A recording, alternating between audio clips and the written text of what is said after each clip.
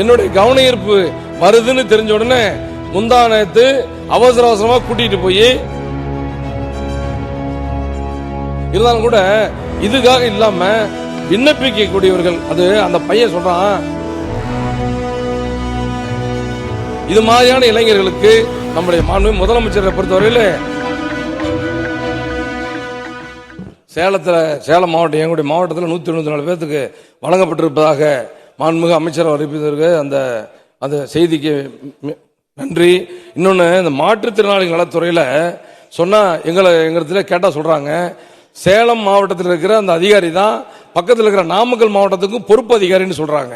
சேலம் மாவட்டமே 11 தொகுதியில் இருக்கிற மிகப்பெரிய மாவட்டம். அதே மாதிரி அங்க அது ஒரு 5-6 தொகுதியில் இருக்கிற நாமக்கல் மாவட்டம். ஆக அதற்கு எப்படின்னா அதிகாரிகள் பற்றாக்குறையும் இதுக்கு ஒரு காரணம்னு சொல்றாங்க. தயவு செய்து அந்த அதிகாரிகளை, காலியாக இருக்கிற கீழ்நிலை பணியாளர், மேல் மாவட்ட அதிகாரி முதல் கீழ்நிலையில் இருக்கிற அதிகாரி வரையிலே அது விரைந்து அந்த அதிகாரிகள் காலி பணியிடங்களை நியமித்து தர வேண்டும்.